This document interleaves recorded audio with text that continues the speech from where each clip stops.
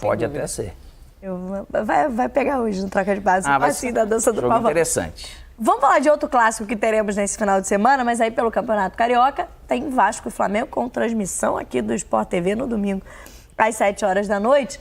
E já pensando também como os dois treinadores vão trabalhar, principalmente amanhã, a véspera do clássico, nas duas equipes para essa partida, porque aí sim, não é um grande desafio ainda da temporada para ambos, não é um título como a Supercopa, mas é o primeiro grande jogo da temporada. O primeiro grande teste para esse início de temporada é quando você tem um clássico pela frente, uma equipe da mesma qualidade, ou às vezes uma qualidade até maior, mas enfim, que te impõe mais desafios. Para o Vasco, é o primeiro grande adversário em 2024 e as dúvidas do Ramon Dias, que teve já nesse período, né, a perda do Paulinho por uma lesão de longo tempo de duração, então é um jogador importante desse time titular. Ele vem alternando o time em algumas partidas, os principais titulares.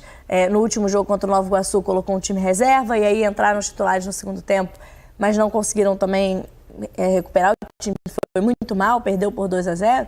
Então a gente está imaginando, ainda não temos muitas pistas do time do Vasco para essa partida.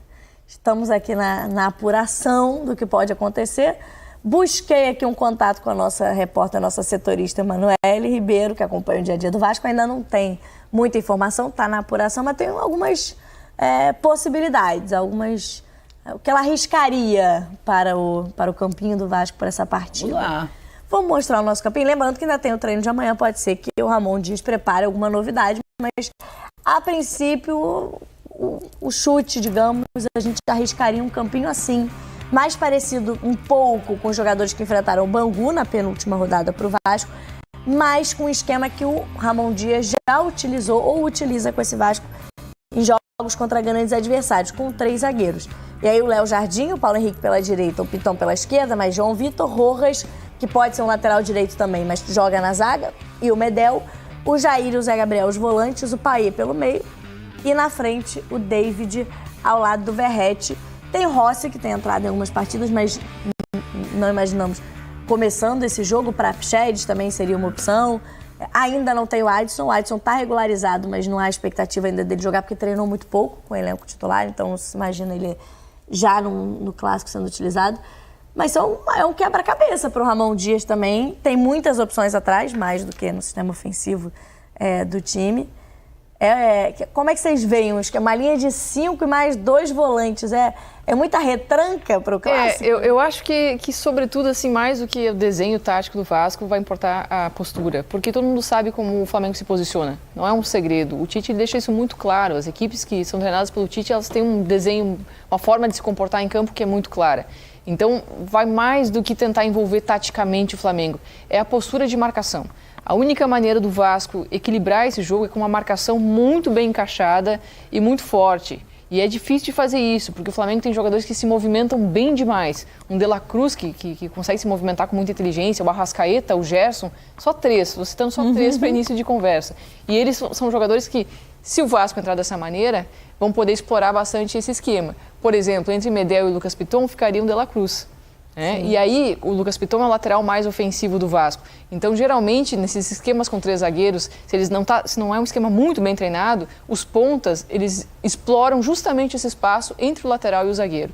Muitas vezes isso dá certo, principalmente quando se tem jogadores inteligentes. O Cebolinha ficaria entre Paulo Henrique e João Vitor, se fosse esse, né, o esquema do Vasco. É um jogador mais agudo, já é possível ler mais facilmente qual vai ser a tomada de decisão do Cebolinha, porque ele geralmente puxa para a perna direita para fazer a finalização. Então é mais fácil de ler o que esse jogador vai fazer. Mas quando tem um De La Cruz entre 2 jogadores, é muito mais difícil fazer essa leitura tática. Então, se for com esse esquema, que o Vasco tem essa linha de defesa muito bem equipada, treinada, mas tentando principalmente encaixar a marcação no início da construção da jogada do Flamengo. Porque se a bola chega no pé para um Arrascaeta ou para um De La Cruz, com o tempo deles raciocinarem, vai ser dificílimo fazer a marcação. Então tem que tentar matar a jogada quando está na primeira fase da construção das jogadas do Flamengo. É bem difícil. A teoria parece simples, mas imagino que vai ser uma tarefa árdua aí para o Ramon tentar equilibrar a partida. É o tal do jogo que o erro tem que ser mínimo, né? Para você equiparar com a qualidade do adversário, a qualidade do elenco do Flamengo hoje, tem que errar pouco, porque se der muito espaço vai ser difícil segurar. Então, porque aqui é o seguinte, se pega tanto o Robert Rojas e o João Vitor podem ser laterais, né? Sim. O João Vitor é mais rápido. O João Vitor é um dos jogadores, eu acho que zagueiros, até dos mais rápidos que a gente deve ter no futebol brasileiro. Com essa linha de 5, lógico que só vai formar uma linha de 5 no momento que eles estiverem marcando... recomposição. Médio-baixo, assim. Os 3 zagueiros ajuda e facilita, eu acho, a pressionar em cima no Flamengo. Porque você realmente, com o David e o Verratti, como que eu vou fazer? A grande preocupação do contra é o seguinte, Passar da primeira força de marcação. Porque os 2 volantes, você pega o Payet, ele não é, apesar dele estar super bem fisicamente, você tem o Pulgar e tem o Gerson. O Gerson, ele joga o jogo. Será que o Zé Gabriel, se ele ficar muito no Gerson, quem que vai pegar e marcar um exemplo, a maneira, o Arrascaeta? Você pega o Jair vindo mais para dentro, para quando o Arrascaeta, não estou falando de identificar individualmente, só que você tem a vinda por dentro do De La Cruz. Será que é o Piton que vai vir? O Medel, ele pode vir pegar por dentro o Piton fechar? Então, isso que a Jéssica falou de comportamentos, ele é importante. Você pode encaixar sendo com 3 zagueiros ou com 2. Tem que estar muito bem treinado, né? Pode ser que o João Vitor, ele fique mais lateral, porque aqui tem que cuidar mesmo questão do Cebolinha. Então, aqui ele deve querer... Fechar o corredor. Né? Ele deve querer fortalecer bem, porque realmente para dobrar e triplicar aqui com ele. Só que se o Vasco, ele tá muito baixo, vamos supor que ele tem 5 jogadores aqui atrás, só que o Flamengo, ele joga no meio de campo já com 4. E o Vasco só vai ter 3, de repente, o David. Só que se o David fica aqui, eles acabam abrindo um pouco de espaço, que é pro lateral direito do Flamengo, seja quem for jogar, o Varela ou o Wesley. Então, essa composição que tem que saber como que ele vai fazer, independente, eu falo de novo, dele ter 3 zagueiros ou não, porque senão ele abre, ele marca bem a última linha, e ali sobra espaço para o Flamengo fazer o que ele faz bem, que é a posse de bola. Por outro lado, ofensivamente, é um momento muito bom do Payet na temporada, né? Sim. Tem feito jogos e gols impressionantes e começando essa dupla com o Verratti, que voltou na última partida. Então, também dá uma expectativa de buscarem espaços interessantes também nesse início de temporada, né? Dá, aí que tá o detalhe. Só que para o Vasco conseguir levar perigo, ele vai ter que marcar bem, né, Cami? Porque se vai ter que roubar a bola com o Flamengo desorganizado, o que é muito difícil no time do Tite. Pode até ser que ele esteja também olhando como exemplo, como o Palmeiras acaba com 3 zagueiros agindo nos jogos contra o São Paulo ou contra o Flamengo. Isso acaba acontecendo no futebol também, de falar, opa, peraí, como que esse time, quem que endureceu para eles nesse momento? Né? Aí ele acaba vendo o que ele tem e tenta fazer isso Eu só não gosto de uma reprogramação para algo que você faz totalmente diferente, assim, sabe? Não é habitual para o atleta falar, agora eu vou fazer isso por causa desse jogo. Será que o seu time vai estar pronto para jogar dessa forma? Porque de repente ali no papel, no treinamento, para fazer os encaixes, beleza, mas só com a bola rolando, o Flamengo ele vai vir jogando do jeito que ele sempre joga, né? E o Vasco, será que ele vai conseguir reproduzir? Porque senão fica correndo igual barata tonta, mal posicionado, correndo errado, porque vai sempre deixar alguém, e todos os setores, até dos zagueiros, o Flamengo ele tem um controle de bola que é muito bom. Então eu preciso sim incomodar essa posse de bola, primeiro de tudo, se eu quiser ter a chance de ganhar do Flamengo. E para isso eu preciso estar bem posicionado para marcar bem. Senão você realmente vai acabar tendo que reprogramar algo nisso daí. Pode ser que o Ramon, como você falou, está pensando em fazer uma marcação, está pensando em usar esse esquema para fazer uma marcação mais alta. Não sei se é isso, mas pode ser. Às vezes ele faz essa linha de 3 laterais para conseguir ajustar essa marcação alta. Aí o Vasco tem que ter isso muito bem treinado para tentar roubar a bola no primeiro momento de criação do Flamengo. Por isso que estava falando sobre isso. Não dá para deixar o Flamengo quebrar essa primeira linha de marcação. Porque aí a bola já vai estar no pé de um De La Cruz ou no Arrascaeta. Aí é muito difícil. E além disso, a gente está falando de um De La Cruz que é um ponta direita, mas que vai por dentro para fazer a construção. Então é mais um jogador que se soma ali no meio do campo. E às vezes se você mantém aquela linha de 5 estática, que não está bem treinado, qual vai ser o zagueiro que vai sair da linha para acompanhar, qual vai ser o jogador que vai acompanhar esse cara da criação, aí se abrem os espaços, porque o De La Cruz não vai ficar preso lá no ponta direita, que facilitaria muito para a marcação pelo lado esquerdo. Ele vai transitar entre as linhas e aí é que complica tudo e bagunça essa defesa. Vamos mostrar o campinho do Flamengo então também, como é que justamente está armado esse Vasco e se encaixa nesse Flamengo que a gente imagina para essa partida. E aí com a volta dos 4 jogadores que foram poupados no último no último jogo do Rubro Negro, Varela e Fabrício Bruno, por exemplo. Ao lado ali do Léo Pereira e do Ayrton Lucas na primeira linha, o Pulgar e o Gerson, De La Cruz e Arrascaeta, e a volta de Pedro e Cebolinha também poupados na última partida com mais energia agora para o Clássico, o primeiro jogo importante do Flamengo na temporada. E é a equipe que a gente imagina titular para esse início de temporada do Flamengo, para os jogos importantes. E o primeiro grande teste para esse time do Tite, que busca tanto o equilíbrio, tem do meio... No time como um todo, né? Peças de muita qualidade, mas tentar encontrar esse equilíbrio com pouco espaço também no sistema defensivo. Porque ó, ele pode até girar, fazer Jair, trazer o Payet mais para o lado aqui esquerdo um pouco, né? Para ajudar, e o Zé lá. Só que você vê que vai ter sempre superioridade na questão do meio, porque eles fazem esse quadrado. Se eu vou jogar num tripé, eu vou ter quadrado. Se eu vou jogar num tripé invertido, eu vou ter quadrado. Você vai ter o Piton de ala. Você pode até voltar o David, de repente, ou no Varela, ou no Pulgar, para poder dar uma mão. E o Piton, ele pode acompanhar até certo ponto o De La Cruz. Mas vamos supor que o De La Cruz comece a puxar muito para dentro, que lá, naturalmente, ele vai bater no Jair ou no Zé. Se o Piton acompanhar, sobra esse corredor pro Varela e, ao mesmo tempo, o David vai gerar essa dúvida. Tem 3 zagueiros ali, e, ao mesmo tempo, o Pedro não é um cara rápido, assim, para esses zagueiros do coisa perderem. Então, por isso que os encaixes têm algum momento que você tem que ter muito bem resolvido.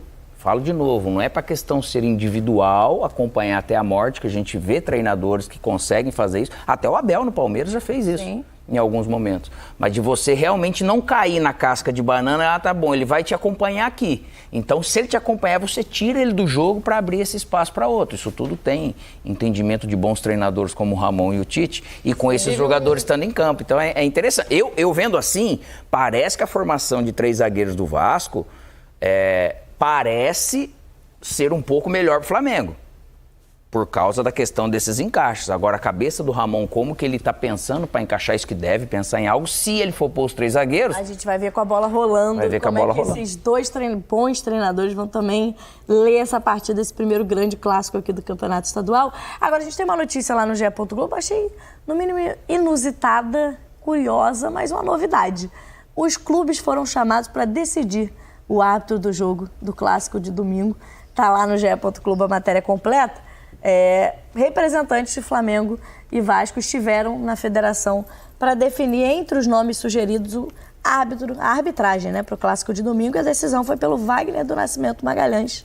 Será o árbitro da partida, num consenso aí entre Flamengo e Vasco, que eu gosto porque reclamação vai ter. Mas aí vai ter aquela... vocês quiseram esse cara aí. Não dá convergiram dizer, nisso, eu acho espetacular. Não dá pra dizer que ele favorece mais o time A ou B, porque vocês que escolheram o Wagner do Nascimento. Mas não deveria ser assim, né? É que o Vasco tem passado por tanta coisa, principalmente o Vasco, né? Nos últimos jogos, o Vasco, a arbitragem tem sido lastimável. E foram afastados, né? Nas duas partidas, até a federação reconhece erros ali disciplinares gravíssimos. Não tem como não reconhecer, porque são erros crassos. Agora, é muito triste que tem que ser dessa maneira, né? Vamos sentar aqui e decidir para ninguém reclamar? Poxa, não, acho que deveria ser muito fácil, deveria ser uma tarefa fácil escolher uma arbitragem. A gente tem um quadro excelente, qualquer um que a gente escolher vai agradar, mas se eles convergiram, é brasileiro, né? Mas é que eu falo, se eles também concordaram, tem menos problema. O problema é se eles só divergissem. Não, eu quero, não, eu não quero, não quero isso aqui. Nunca bateu, então vamos sortear um nome. Mas não fazer isso para todo mundo? Todo mundo não, para todo mundo, óbvio que não vai dar, mas antes pudesse um árbitro agradar os dois em cada momento. Que bom que ele agradou, né? Porque se não tiver consenso, como é que faz, hein? Complicado. Parou ímpar? Sei lá. Como é que decide? Joga moedinha? Enfim, tá definido então o Wagner do Nascimento Magalhães será o árbitro de Vasco e Flamengo. O Flamengo segue atento ao mercado de transferências em busca de novos nomes para a temporada de 2024. Sendo assim, Ildemir Lopes, empresário de Lucas Fasson, confirmou nesta sexta-feira, 02, o interesse do clube rubro-negro no zagueiro de 22 anos que atua no Lokomotiv Moscou, da Rússia. Lucas Fasson tem 22 anos e está no Lokomotiv Moscou, da Rússia. O Flamengo segue atento ao mercado de transferências em busca de novos nomes para a temporada de 2024. Sendo assim, Ildemir Lopes, empresário de Lucas Fasson, confirmou nesta sexta-feira, 02, o interesse do clube rubro-negro no zagueiro de 22 anos que atua no Lokomotiv Moscou, da Rússia. Além do Milan, A Juventus tem interesse em Lucas na Itália, mas também há interesse de Flamengo e Corinthians. Mas a situação política torna muito difícil trabalhar. Muitos clubes italianos não querem operar no mercado russo neste momento, disse Ildemir Lopes, empresário de Lucas Fasson, em entrevista à Match TV. Quem é Lucas Fasson? Lucas Fasson tem 22 anos e atua como zagueiro. O jogador foi revelado pelo São Paulo e foi negociado com o La Serena, do Chile, em 2020. Na sequência, o defensor brasileiro foi comprado pelo Atlético Paranaense. Sendo assim, o Lokomotiv Moscou desembolsou 3 milhões de euros, 15,4 milhões de reais, na cotação da época, em 2022 para comprar o atleta. Na atual temporada, Lucas Fasson é titular absoluto no Lokomotiv Moscou. Isso porque o zagueiro de 22 anos atuou em 16 partidas dos 18 jogos da equipe no campeonato russo. Além disso, o defensor não foi substituído nesse período, tendo uma média de 90 minutos por partida. O brasileiro tem vínculo com a equipe europeia até junho de 2026. Galera, vocês acham que o Lucas assina com o Flamengo? Se inscreva no canal, ative as notificações, curta, comente, compartilha, 2024 é o ano. Então, mano, esses trem de projeto é complicado. Porque é muito complicado porque é o primeiro passo, mano. Esse é o primeiro passo. E o primeiro passo ele demora demais, demora muito. Até você ver que tá dando certo. E isso é com qualquer coisa que você for fazer, tá ligado? Se você for abrir uma loja de roupa, os primeiros clientes demoram a aparecer. Cabeleireiro, de barbearia é a mesma coisa. Tudo, o primeiro passo é complicado. Por isso que as pessoas fracas desistem no primeiro passo. Porque pessoas fracas querem o quê? Resultado rápido. E pessoas fortes sabem que o resultado ele vai demorar, mas ele vai chegar. Elas têm essa convicção, entendeu? Então, cara, seja um cara forte. Você sabe que vai dar certo. É só você ter um pouquinho de paciência e entender isso, filho.